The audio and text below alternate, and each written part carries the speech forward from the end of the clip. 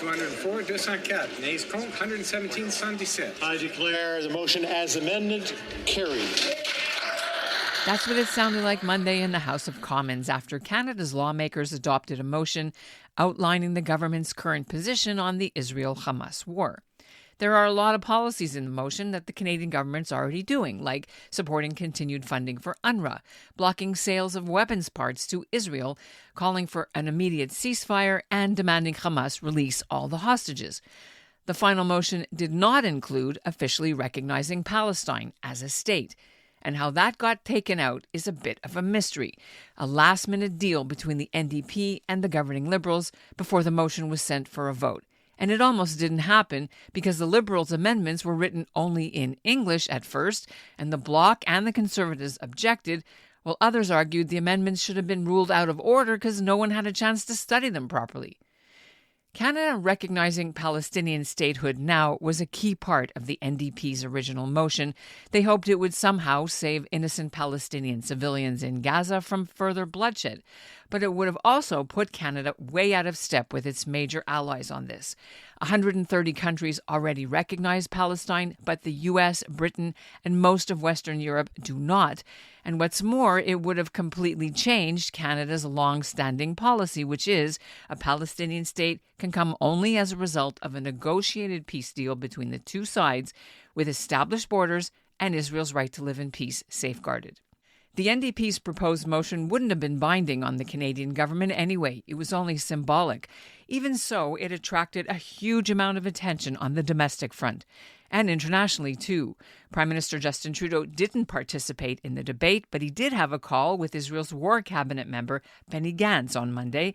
He warned Trudeau this was a bad idea for stability in the Middle East, and worse, used an argument we heard a lot during the debate. It rewarded Hamas terrorists for the worst mass slaughter of Jews since the Holocaust. Yes, we all want to see an end to violence, and we all want to see aid reach those who are absolutely in need of it. And yes, we want to find a long-term solution that helps both innocent Israelis and innocent Palestinians live in peace and security. And yes, Hamas is responsible for all of the carnage that sets these goals back. But there is a way to do it without sacrificing our principles, I should say. And there's a way to do it that is not a dead giveaway to a murderous, barbaric, inhumane terrorist group. I'm Ellen Besner, and this is what Jewish Canada sounds like for Tuesday, March the 19th, 2024. Welcome to the CJN Daily, a podcast of the Canadian Jewish News, sponsored by Metropia.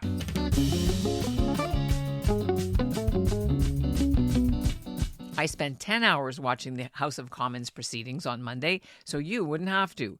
And one by one, the MPs got up and expressed their views on the current situation in the Middle East. And there was a lot of division, even among Jewish parliamentarians, which I'll play for you coming up.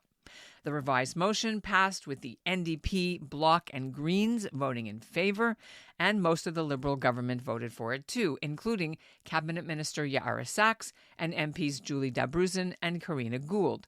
Rachel Ben-Dayan abstained.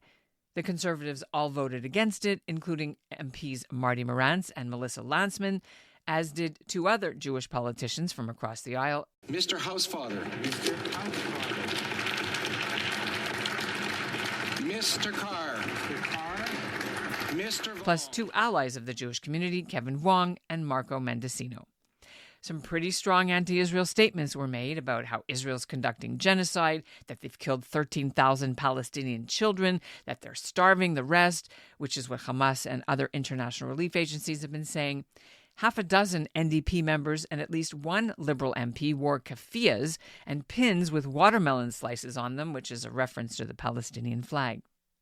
I rise today to speak about a crisis that has horrified Canadians from all walks of life.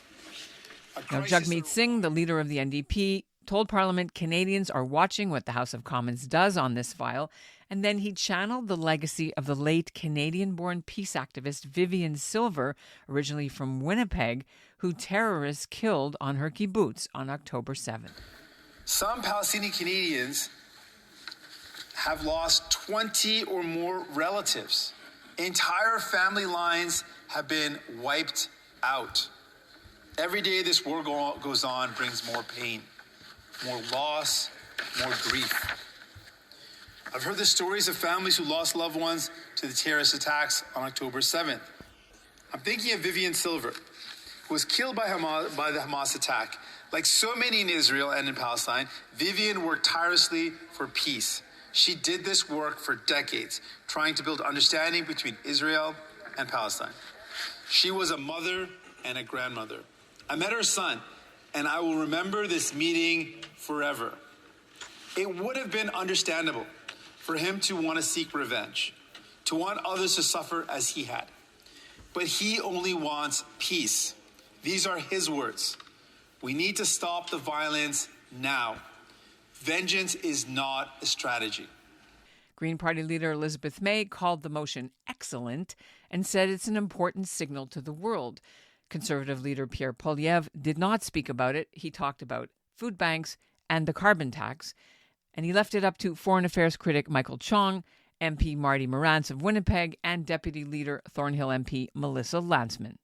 Conservatives support Canada's long-standing position of a two-state solution, a state of Palestine living in peace and security and prosperity next to the state of Israel.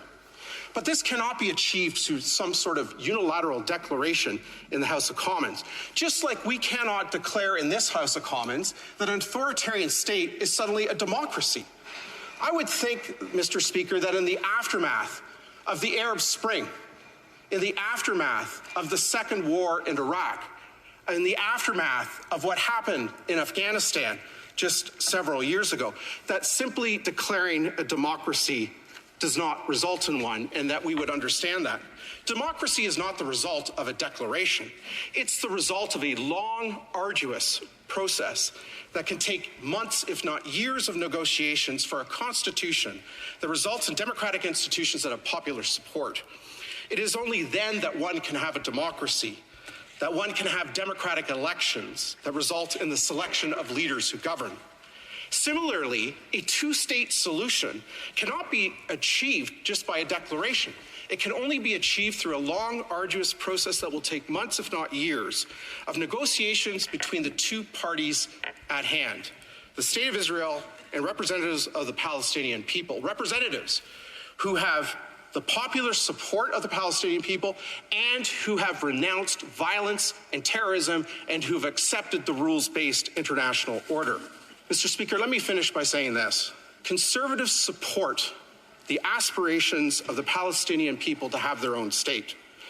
A Palestinian state that would join the community of nations around the world, allowing the Palestinian people to fulfill their hopes and dreams. A Palestinian state that would contribute to the region's peace and security, like the Hashemite Kingdom of Jordan has done, and like other states have done in the region. A Palestinian state that would give hope and opportunity and ever-increasing prosperity for the millions of Palestinians living in the region. A Palestinian state no longer ruled by Hamas and other terrorist entities that use violence as a means to an end, and that have used the Palestinian people for their own enrichment, their own control, and their own ends. Conservatives support the State of Israel. Israel is the homeland of the Jewish people and has the right to defend itself and has the right to use all legal means necessary under the law of armed conflict to ensure its peace and security. Conservatives see Israel as a democratic partner in the Middle East. Israel, like Ukraine, is at the front line of a rising authoritarian, of a clash between a rising authoritarianism backed by states like the Islamic Republic of Iran, the Russian Federation, and the People's Republic of China, and democracies like Ukraine and the State of Israel. In this rising clash between two very different models of governance, there is no doubt where Canada's interests and Canada's values lie. Thank you, Mr. Speaker. You know, Mr. Speaker, I was scrolling through my social media over the last couple of days, and I came across a photograph of Anne Frank and her sister frolicking on a beach in Germany. The year was 1940. 5 years later, they were dead, killed by Hitler and the Nazis and his brutal genocidal machine. appeasing terrorists leads to a very dark place, Mr. Speaker, and I'm wondering why this member wouldn't have insisted that this motion be balanced, that it require accountability on the part of Hamas, that Hamas surrender, lay down its arms, turn over all the hostages, and surrender all the terrorists for prosecution in Israel for their war crimes. Please, du débat. Continuing debate. The honourable member for Thornhill. Mr. Speaker, despite the many positions of the Government of Canada, this motion is not about a ceasefire. This motion is about rewarding Hamas for their massacre. This motion is a vote to reward the murder, the rape, the kidnapping of Israelis, and this motion is deeply irresponsible for this Parliament. And it's hard to explain and express the complex feelings of shock and fear and anger felt by thousands across the country who are being subjected to this motion today. It would have been enough if they were shocked by the public displays of blatant anti-Semitism in our streets, driven entirely by the irresponsible rhetoric in this House. It would have been enough if they were fearful for what lies ahead in Canada. It would have been enough if they were only angry and betrayed by this government's duplicitous attempt to be all things to all people, like we just heard.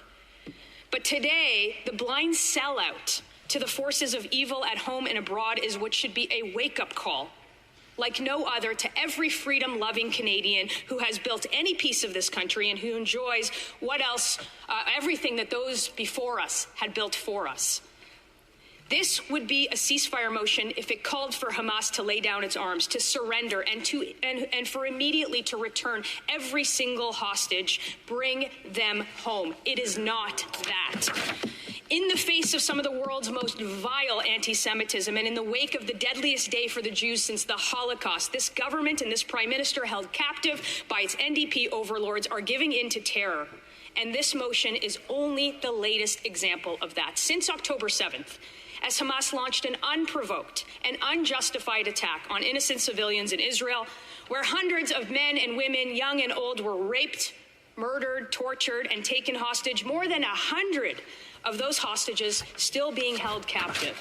This motion is not only an abandonment of the ongoing fight to bring those hostages home, it is an abandonment of our ally in Israel, and more than that, it is a blind giveaway to Hamas terrorists and those who seek to undermine democracy, freedom, the rule of law in the Middle East and in the Western world. It is an insult to everyone who lost a family member in the attack, to anyone who witnesses a nation, an ally, paralyzed by the forces so barbaric, so evil, that discussing this motion today flies in the face of civilization and the future of a Palestinian people free of Hamas. There is a reason, Mr. Speaker, that Canada has a long-standing policy of not negotiating with terrorists. It's because it rewards barbarism, and worse, it provides an incentive for that barbarism to continue and even escalate. I want members of this chamber to think long and hard about what many concessions in this motion mean for peace. In the short term, they mean that Hamas will remain intact. They mean that no more members of Hamas will be brought to justice. They mean that no more hostages will likely be brought home. In the long run, they mean that Hamas will be rewarded for their decision to attack a democratic nation. On the Liberal side, Mount Royal MP Anthony Housefather declared he is a proud Zionist, and then he laid bare a passionate description of how Canadian Jews are feeling terrified in this country. Thank you, Mr. Speaker. Mr. Speaker, I am a Canadian, I am a Jew, and I am a Zionist. I am proud to have been born in this country. I am proud that my family came here in the 19th century and helped build this country. My family members fought in the World War I and World War II. We are part of Canada and lucky to be so. So when I get horrible, horrible threats and emails saying I'm a dirty Zionist instead of a dirty Jew, that's what Zionism means. So at all these demonstrations around the country, outside of synagogues, and outside of Jewish schools, and outside of Jewish community centers, where people are screaming about how horrible Zionists are, well, I am a Zionist, and I'm not embarrassed or ashamed of being a Zionist. And Canadian Jews should not have to live through what we're living through right now. My community is terrified. We are being intimidated over and over by people protesting outside of Jewish buildings. Canadian Jews have no control over what happens in the state of Israel. Yet for some reason, Jewish buildings across this country are being targeted. In my own riding, at the Jewish community offices where the Jewish Public Library and the Holocaust Museum are located, demonstrators went on private property, surrounded the building, blocked access to the building, and blocked anyone from leaving for over 3 hours. This is happening all over the place. And the demonstrators, while they are perfectly allowed and right to demonstrate wherever they want, they cannot go on private property and they can't block other people from exercising their right to free speech. If I can't enter a building because I can't hear a speaker and they block me and they yell at me and they scream at me and stop me from going in, well then their rights are infringing on my rights. And police need to step in and act as police, and all leaders across this country need to tell them to do so, because this is not fair anymore. It is too much. And Jewish Canadians just don't deserve this. On campuses across this country, Jewish students have told me horrible stories from British Columbia to Newfoundland about being intimidated on campus, about walking into dormitories and having anti-Israel slogans through the walls. They walk into a building and they're asked, are you a Zionist or not? And if they're a Zionist, supposedly they're not allowed into their dorm. This is not Canada. This is not the country that I know and love, and nobody should be forced to feel this way, which is then how I get to this motion. Because the Jewish community right now is demoralized and intimidated. This motion creates one winner and one loser. Canadian Muslims will vastly support this motion, and they're feeling lots of pain right now in watching the events that are happening in Gaza. But Canadian Jews, if this motion is adopted, will feel tremendous pain because the way this motion is constructed, it is clearly creating a false equivalency of the state of Israel and the terrorist organization Hamas. And in the event that we want this war to end, Hamas can easily lay down arms and surrender and return the hostages and stop using citizens of Gaza as human shields. Toronto Liberal MP Julie Dabruzin says she supports the motion, especially the part about continued funding for UNRWA because of what's happening in Gaza, which she says is an emergency. On UNRWA funding is in place, and despite the temporary pause, no payments have been missed. The next payment was always due in April and will be paid in April. Back in 2016, I supported the reinstatement of funding for UNRWA that had been cancelled under the previous Conservative government. I did this because Palestinian people needed supports that the agency was best placed to deliver. But I was deeply shaken by allegations of the participation of members of UNRWA in the October 7th attack against Israel. If true, it is simply inexcusable. At the moment, there is an emergency situation facing the people in Gaza. They need aid now. So I support a temporary return of funding to UNRWA. Right now, the most important thing is to get aid to people in need. And on that front, Canada has stepped up with significant funding. We can have a larger conversation about UNRWA when this emergency is over, when investigations are complete, but now providing aid has to be our priority. And here's Leah Gazan, an NDP MP from Winnipeg, who channeled her Holocaust survivor father's legacy as the reason she must oppose Israel's war in Gaza. I encourage all members in the chamber to not turn a blind eye to the current ethnic cleansing happening and the serious violations of international law in Palestine.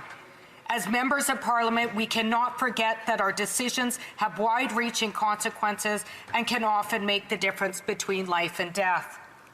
The death toll in Gaza caused by Netanyahu's bombardment and ground offensive has now climbed to over 30,000 people since October 7th, over 70% of whom are estimated to be women and children.